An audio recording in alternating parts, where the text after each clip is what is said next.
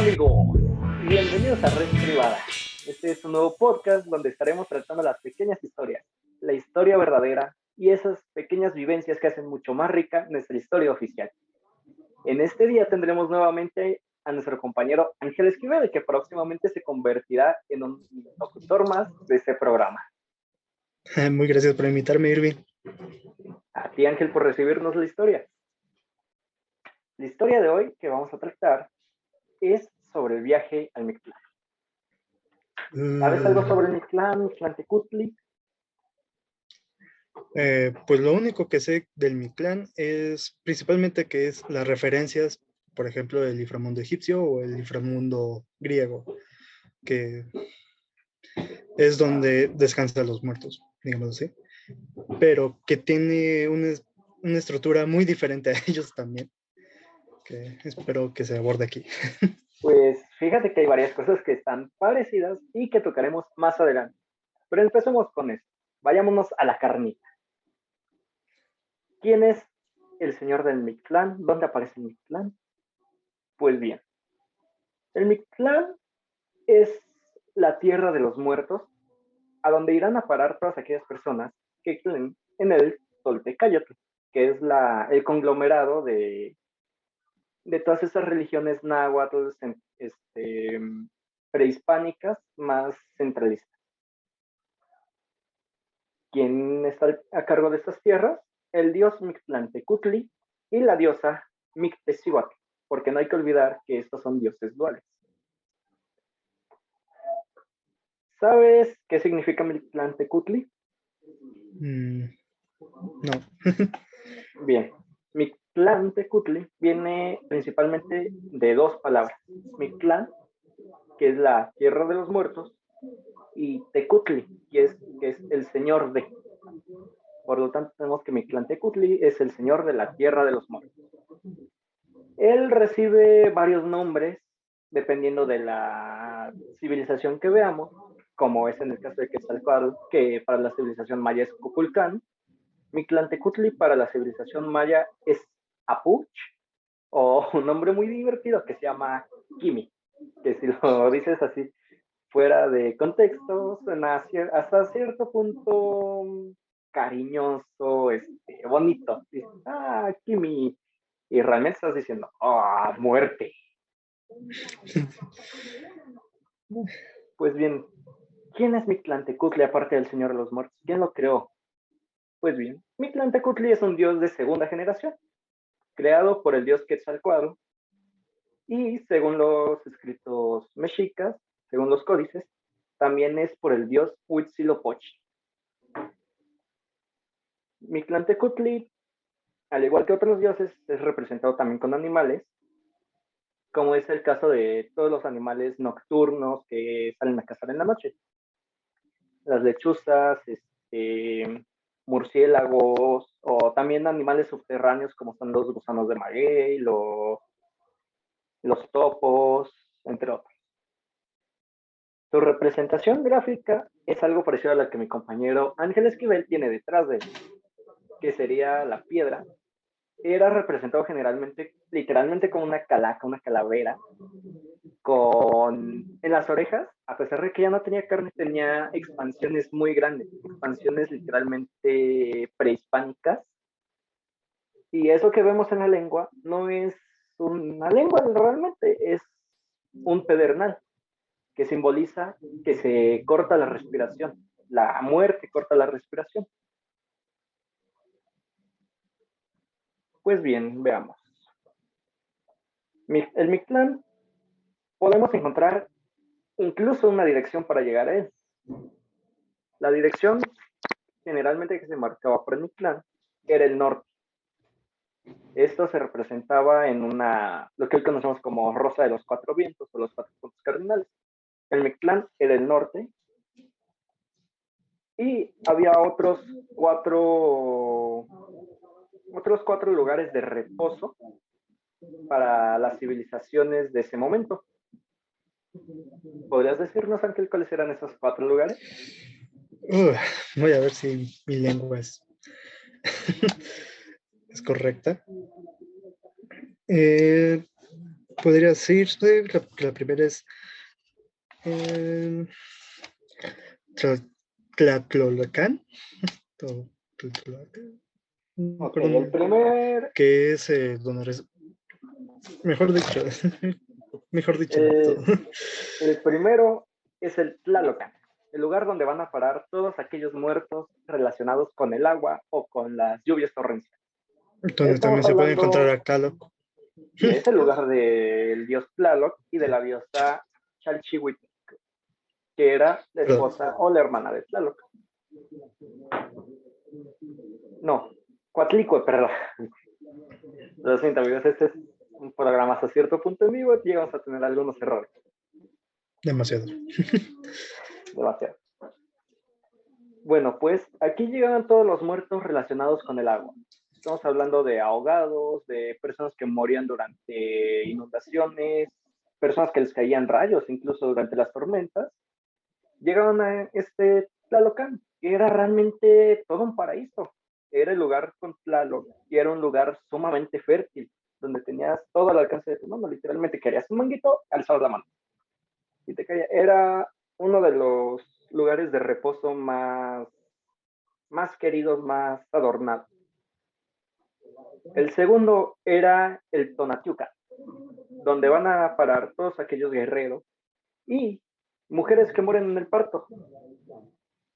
Estas almas eran las que acompañaban al Tonatiuh, al dios del sol, el sol en movimiento, de hecho, el cual tenía en su gloria, por así decirlo, a todos aquellos guerreros, y en una sociedad tan guerrera como era la mexica, tenían en la misma estigma a una mujer que moría durante el parto de un bebé, que podía ser un futuro guerrero, como la muerte de un guerrero. De hecho, aquí hay otro paréntesis. Eh, Esto está también reflejado en la cultura griega, principalmente con la Esparta. Los espartanos también consideraban a la mujer un ser importante en su civilización, por también dar hijos para la guerra, literalmente. Entonces también se ve reflejado en este camino. Sí, y es también otra de las cosas que van a chocar con ciertas culturas. Tal, en el caso de los guerreros, podemos ver los campos elíseos que tenían en Grecia para aquellos guerreros, o el Valhalla, que era donde llegaban los guerreros vikingos. Pero bueno, el tercer lugar de reposo era el Chichihualcoco. Era el árbol de mama, el árbol donde llegaban todas aquellas almas de bebés que morían durante una etapa de cuna o que nacían muertos. Esos bebés llegaban a lo que se le conocía el árbol de mamas, que era donde se alimentaban, estaban colgados, y ellas serían las almas de repuesto para el sol.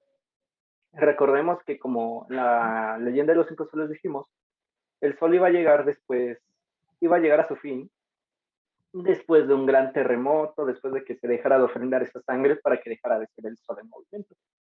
Pues aquí tenemos las almas de reserva, la banca del sol en movimiento.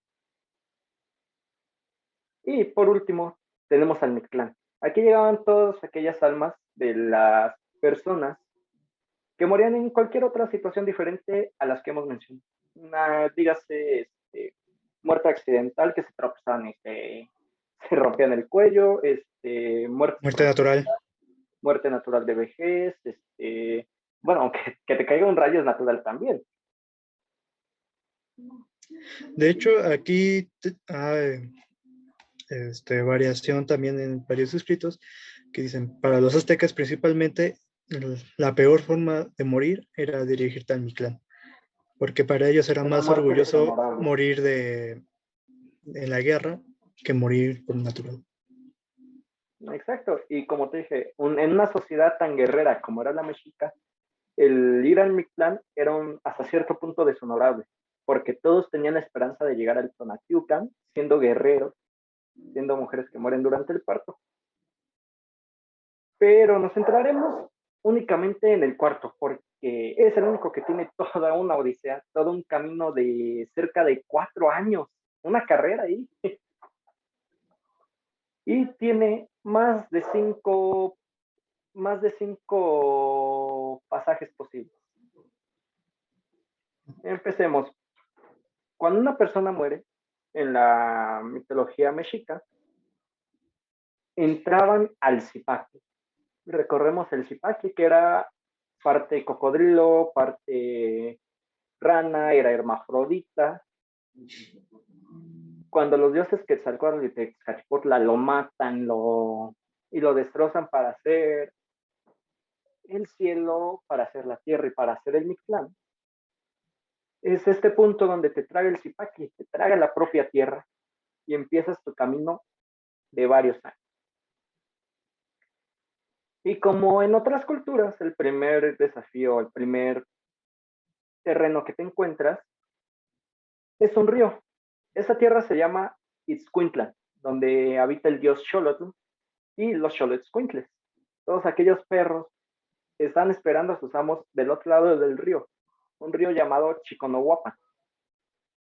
Aquí empezaba tu juicio, empezaba el qué tan bueno fuiste en persona. Y hay que aclarar que todo este camino de 4 años, por muy duro que suene, no es ninguna forma de castigo.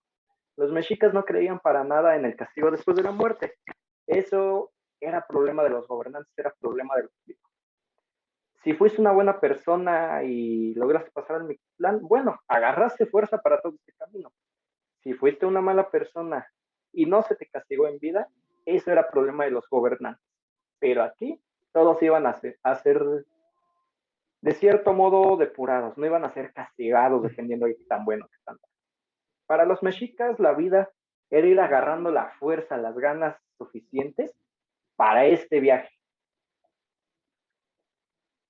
Y en el Escuintlan, dependiendo qué tan bueno, qué tan malo fuiste con los animales que tuviste en vida, con los perros principalmente, era la facilidad con la que ibas a cruzar el río. Si fuiste una buena persona con tus perros, ellos llegaban del otro lado del río y te ayudaban a cruzar encima de él. Después de que cruzabas, llegabas al segundo nivel, el Tepene Monamictlan. ¿Qué es el Tepene Monamictlan? Es el lugar regido por Tepeyolotl. Ese era un lugar completamente de montañas, dentro de una caverna, yo me imagino. Y estas montañas chocaban entre sí. Por lo tanto, tenías que ir calculando el momento exacto para pasar antes de que chocaran y no estuvieras tan debrayado, tan golpeado. Y algo que hay que aclarar, durante todos estos niveles, entre más carne, entre más ropa, y con que consigas a tu perro que siga vivo, va a ser una gran ganancia. Y ya lo veremos más adelante por qué. Después de que cruzabas en el Tepene Monamictlan, llegabas a otra montaña más, el Iztepetl, la montaña de obsidiana. Este era un lugar que te arrancaba toda la piel, principalmente de los pies, al irla subiendo. Y es precisamente de aquí que en los ritos mortuorios mexicas se les ponía sandalias o guaraches de piedra para poder ir cruzando esta montaña. Y esta montaña por sí sola se decía que duraba alrededor de 6 meses. De ahí que tuvieran que ponerles esos guaraches de piedra. Y como te digo, entre más carne salvaras, mejor. ¿Por qué? Porque después llegabas al Itzehecayan. Ese era el lugar helado, lugar donde el viento sopla como obsidiana. Imaginémonos otra vez, ese es un lugar muy de montañas, de hecho. Vamos a suponer una montaña, el Iztaccíhuatl o el Popocatépetl. Hasta arriba es donde llegaste. Vas subiendo por la montaña de obsidiana y aquí es donde empieza todo aquel viento tan helado, tan fuerte, que sientes como si te cortara como obsidiana. ¿Has sentido aquellas veces, Ángel, en las que empieza a hacer un viento fuerte, fuerte y no te vas con la cara al lado de la puerta del camión y sientes como si te fuera cortando? Ah, sí. Pues este es Algunas veces. algo parecido y literal, porque es donde empiezas a perder más carne. Este es totalmente un camino de depuración y hasta cierto punto demuestra o daba una razón de por qué los cuerpos después de cierto tiempo empezaron a perder carne, empezaron a pudrirse, a quedar en los huesos, en la osamenta. Y o sea, desde el Tepene Monamictlan empiezas a perder carne. Cuando las montañas chocan, empiezas a perder. Después llegas al Ixtépetl, mientras vas subiendo, pierdes carne en la obsidiana. Llegas al Itzehecayan, y vuelves a perder carne con todo ese viento. Pero ese viento se empieza a hacer más fuerte, muchísimo más fuerte y menos helado. Llegaste al quinto lugar, el Pancuecuetlayan, el lugar donde soplan como banderas, donde vuelan como banderas. Recordemos que Pantitlán es la tierra o el lugar de las banderas. Pues bien, aquí también había banderas, banderas humanas. Este viento era tan fuerte que sacaba los cuerpos volando, literal, como si fueran banderas, los sacaba volando. Y pensemos en una embalizada, una tierra con tubos, con pasamanos, porque el viento era tan fuerte que necesitaban agarrarse de algo. Te tenías que pescar de ahí, porque si no, esos mismos vientos te sacaban volando tanto que podías regresar incluso al inicio de tu camino. Podías regresar al Escuintla, al río Chiconahuapan. A partir de aquí empieza a ser mucho más dura el camino. Y mira que ya venimos de montañas que chocan, de montañas con obsidiana. En el Pancuetlayan vas volando como bandera. Y si no te agarras bien, regrésate a la mitad del camino otra vez. Regrésate todo el camino. Pero vamos a suponer que pasaron. Llegamos al sexto nivel. El Temiminoloya, lugar donde disparaban las flechas. Aquí era una tierra plana, pero no por eso iba a ser fácil. Era una tierra oscura, con neblina, y como ya dijimos, aquí todas las flechas que no daban en el blanco durante las guerras, todas esas flechas perdidas, empezaban a caer constantemente. Supongamos que hubo una guerra apenas, ¿no? Se tiraron a cerca de 10,000 flechas. De esas solamente 1,000 dieron en el blanco. Pues bien, esas 9,000 flechas van a dar al Temiminoloaya. Empiezan a caer ahí. Y si te pones a pensarlo, si lo pasas un plano más contemporáneo, ya no se disparan flechas. ¿Qué se disparan ahora? Son armas de fuego. Se disparan balas, ahora están cayendo balas en el Temiminoloaya. Ah, pero también te das cuenta que antes fallaban muchas flechas para que llegaran hasta allí. Bueno, y ahora con la guerra, cuántas balas no se fallan? ¿Cuántas no dan en el flanco? Aquí la bruma era tan grande que no veías. Tenías que pasar la tierra y te iba pegando una tras otra. Te iba quitando lo demás de carne que tuvieras. Lo que aún quedaba. Lo poquito te quedara. Y como dije, tienes que salvar todo porque vas a ver lo que viene más adelante. En el séptimo terreno, en el séptimo nivel, está el Teyoyolocualoya. Así como lo dije. Me sale la primera. Teyoyolocualoya. Ese era el lugar donde te comen el corazón. Un lugar nuevamente oscuro, con jaguares que se alimentaban de tu corazón, que iban a la casa de. En este punto, con un solo jaguar que te atacara, estarías helado. Aquí había cientos rondando por todo el lugar sin que tú vieras. Un lugar completamente oscuro. Y aunque no me parezca, había una forma de evitar eso.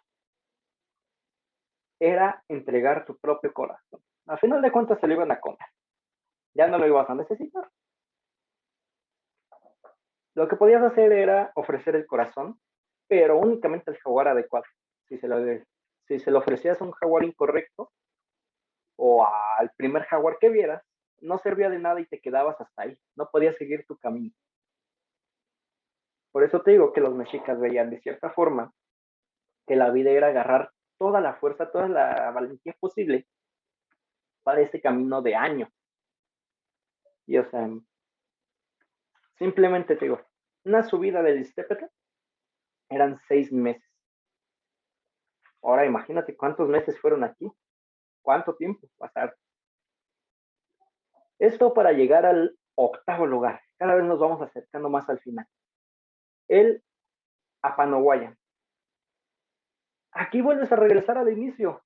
Vuelves a ver el río Chiconahuapan. Pero no solo eso, ves 9 ríos iguales, más que. Por lo tanto, tienes que cruzar. Es como si cruzaras 9 veces el primer río. ¿Te acuerdas de tu perro? Aquí es donde te convenía tenerlo vivo, porque así te podía ayudar a cruzar más fácil. Y es que no era simplemente de pasar nada, no, ya te habías aventado todo un triatlón, todo un hexatlón. En este punto había un animal llamado Xochitonal. Era una iguana gigante que merodeaba a través de esas aguas y cazaba a todo aquel que pasara por ahí. Por eso que tienen gran importancia los animales.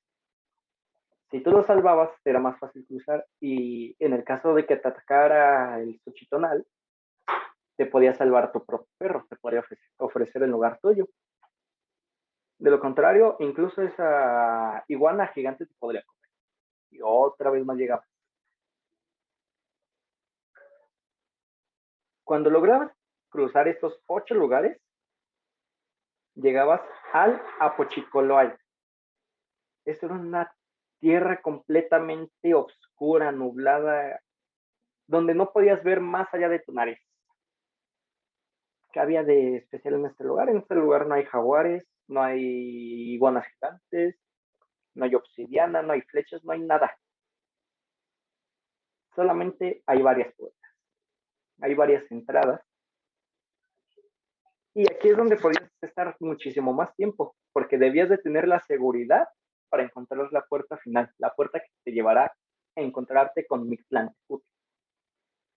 Esta seguridad, esta valentía que tenían los mexicas era una virtud muy apreciada. De ahí que el simplemente hecho de decir, esta puerta que está aquí, que no puedo ver más allá de mi nariz, es la indicada, es la única forma de salir. Y aquí en el noveno lugar es el Mictlán. ¿Por qué te convenía salvar toda tu ropa, toda tu carne, todo? Porque en el momento que te encontrabas con Mictlantecutli y con Mixtecihuatl, tenías que ofrendar todo a ellos. Tenías que darles tu ropa, tu carne, tus posesiones, pero sobre todo, tenías que ofrecerles tu espíritu. En el momento que tú te ofreces de espíritu a Mictlantecutli y a Mixtecihuatl, ellos, y aquí es donde vienen dos variantes de la misma leyenda. Una dice que los dioses te comían y te volvías uno con el universo y uno con los dioses. Otro simplemente decía que al ofrecer tu espíritu, tu cuerpo se fusionaba con ellos. Y es donde te digo, aquí empiezan a tratar de decir el por qué empezaban a descomponerse los cuerpos, por qué se quedaba la pura osamenta y por qué llegabas a un punto en el que eras completamente polvo. Un punto donde ya te has unido con Mictlantecutli, con el suelo. A partir de aquí ya no había nada, ya eras uno con el universo y podías realmente ver cuál era el objetivo de la civilización mexica. En otras, tienes que portarte bien para llegar a un cielo y no llegar a un infierno. En otras dicen, es que tienes que portarte bien y ser así, así, para ver a este Dios. Aquí eso no importaba porque todos iban a tener el mismo trato, iban a tener el mismo viaje, iban a tener la misma dureza. Sin embargo, todas sus virtudes que tuvieron en vida era lo que les haría más fácil o menos cansado el viaje. De hecho, si queremos buscar una similitud demasiado acertada, sería lo que es la muerte egipcia, que también no importaba tu clase, hasta los mismos faraones tenían que pasar esa misma prueba, que La era prueba de también la un balanza, largo ¿no? viaje. Ajá. Primero era un gran viaje para después llegar a la zona del juicio. Creo que es la única diferencia que hay con el clan, de que ahí tenían que pesar directamente tu corazón para saber si eras digno de pasar o si no, eras comido por una bestia especial que no aceptaba a personas con mal corazón, digamos. Exacto. Y aquí es donde te vuelvo a decir, ellos no creían realmente en un castigo. Esto, a final de cuentas, era una depuración que tenían tanto en cuerpo como en espíritu y una forma de ellos de explicar el por qué todos estos procesos biológicos que le pasan a los cuerpos para después reunirse con Mictlantecutli. Esos 4 años, ese camino lo podías pasar en 4 años. También lo podías pasar en 5, como un recursador, quien sea. Lo podías pasar incluso en 9 años o quedarte la eternidad ahí tratando y tratando y tratando de pasar hasta que ibas a llegar a un punto en el que ibas a lograr encontrarte con Mictlantecutli. No, aquí no, realmente no se juzgaba, es que tu corazón es puro y por eso te van a comer más jaguar. O es que tú fuiste una persona más calmada, más tranquila en vida y por eso sales volando más fácil. No, realmente aquí era como que qué tan virtuoso de, qué tan valiente, qué tan fuerte, qué tan sabio, qué tan amable con los animales fuiste para poder hacer tu camino más fácil. No simplemente para poder llegar al final, sino qué tan fácil o qué tan difícil te iba a hacer llegar ahí. Se podría decir que todo lo que como te comportas se ve reflejado ya en más años. Exacto. Y no solamente el cómo te comportas, sino también el qué tan bueno fuiste con esos animales, el qué tan calmado fuiste, porque recordemos ahí, en el momento que llegas al Teyolucualoyan, debes de tener una valentía admirable, una tranquilidad para poder esquivar a esos jaguares o para poder escoger el jaguar adecuado para tu corazón. Igual en el Apochico, tenía que salir una palabra mal. En el Apochicalocan, tenías que ser suficientemente seguro para elegir la puerta que era indicada.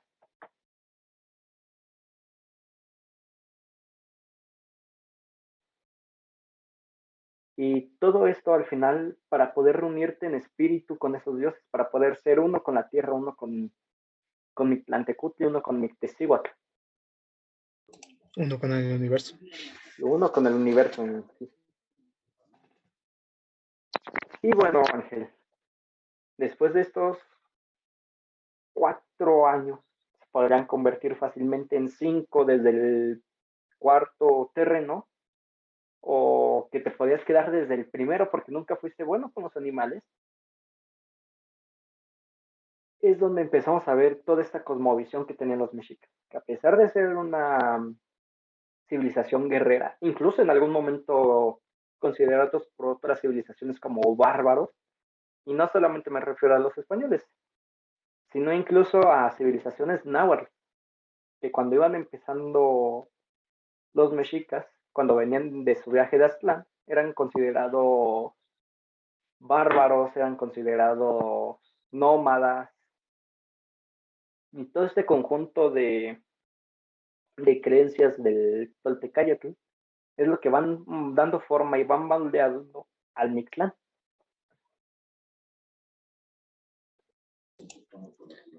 De hecho, hasta en sus celebraciones, por ejemplo, para celebrar a los muertos, no nada más de mi clan, sino literalmente a todos los que morían por los cuatro caminos, se tomaba eh, la época cuando se terminaban las lluvias, la temporada de lluvias, que ellos lo conocían como cuando termina la temporada del maíz, festejaban por meses a los muertos, se festejaban Exacto, y son muchas todos fiestas. estos festejos, estos ritos mortuorios que tenían hacia los muertos, que aunque muchos no están documentados porque la muerte a final de cuentas sigue siendo cierto tabú, cierta veneración a la muerte, tenían algo especial que era el festejar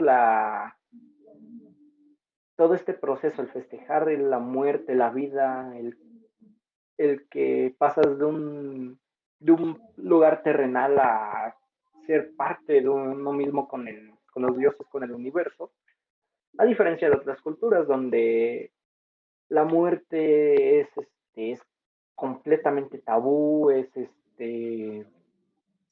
pena, es tristeza, El para muchos sufrimiento. es sufrimiento, para muchas civilizaciones era alegría, era el festejar, el poder ver a tus muertos una vez más. Aquí tenemos el Día de Muertos, que esta De hecho, celebración, de hecho, el Día de los Muertos realmente fue concedido por Francia, que quería celebrar el Día de los Santos, o sea, no de los muertos, sino de los santos, pero tomando que nosotros festejábamos a los muertos en la antigüedad, pues se fue adaptando hacia más hacia nosotros, y por eso a veces se dice que es el Día de los Santos Difuntos o de los Santos. esto ya es a partir de los choques de Europa con los choques de las civilizaciones mesoamericanas, porque realmente sí tenían como que su forma de festejar a sus muertos. Recuerdo mucho una anécdota que nos había platicado un profesor de historia hace cerca de 4 años, creo, en la Boca o incluso más en la secundaria, que tenían por ejemplo, en Oaxaca tienen sí creo que sí era Oaxaca, tienen la costumbre de sacar a las osamentas de sus difuntos y ponerlas en el altar, tenerlas ahí con ellos. Y era lo que se hacía desde tiempos prehispánicos. Tenían ciertos huesos, supongamos cráneos, huesos importantes de sus muertos, y en una celebración especial los ponían dentro de los cempasúchil, los ponían con todas estas tradiciones que ellos tenían. Y de hecho fue gracias a eso que comenzaron a nacer las calaveritas de chocolate de azúcar De azúcar y de para chocolate. sustituir huesos. Y no solamente de azúcar y de chocolate. Hubo un momento en el que esas calaveritas eran también de alegría, por ejemplo. Porque es precisamente como nos habías dicho hace rato, todo esto se festejaba al final de las celebraciones, por ejemplo, de cosecha, de lluvias, y es donde en esa celebración, después del choque cultural con los españoles, no podían poner sus huesos y comienzan a hacer las representaciones con alegría para poder consumir este grano que habían terminado de sembrar y para festejar, para recordar a sus antepasados. Ya es después cuando empiezan a cambiarlo por chocolate, que por azúcar, y para que se vuelva menos pagano. De hecho, otra cosa que también nos trajeron los españoles, bueno, literalmente la religión, fue los días. Como te das cuenta, en los aztecas, ¿no? Y todas las demás de aquí festejaban durante meses. Y fue gracias a ellos que en esta vez involucró tanto España. Eh, solamente cerró 2 días, que es el 1 y el 2 de noviembre. Y lo podemos ver a partir del calendario. En ningún calendario te va a poner Día de Muertos Mexicanos o como Día Mexicano de la Muerte. Se pone Día de los Santos Difuntos y Día de todos los santos. Y esto ya es a partir más de ese choque cultural, de ese catolicismo que se apropia y hace el cambio de culturas, tal como en su momento los romanos hicieron su apropiación de dioses y festejos griegos, el mismo catolicismo haciendo todo un collage de celebraciones de dioses paganos, de cultura romana, judíos, etcétera, etcétera.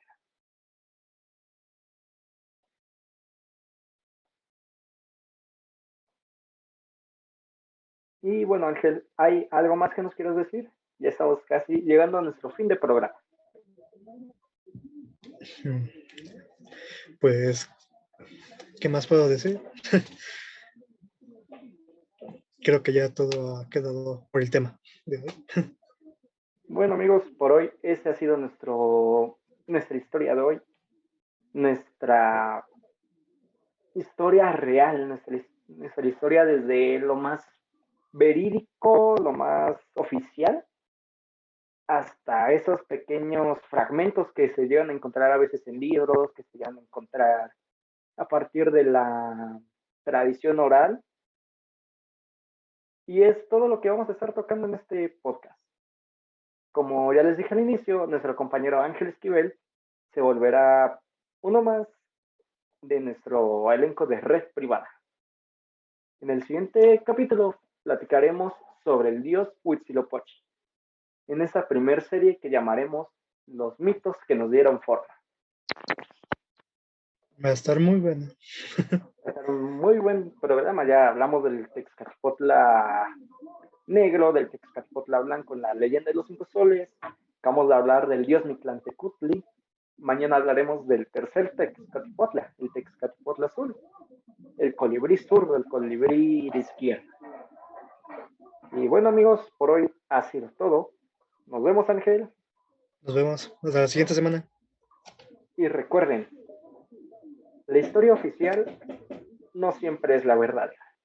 Los invitamos a que investiguen más. Esto solamente es una rascadita por encima. Es un piquito de toda la información que hay y de todas esas leyendas y mitos que pueden ir dando forma a toda nuestra vida. Nos vemos, amigos.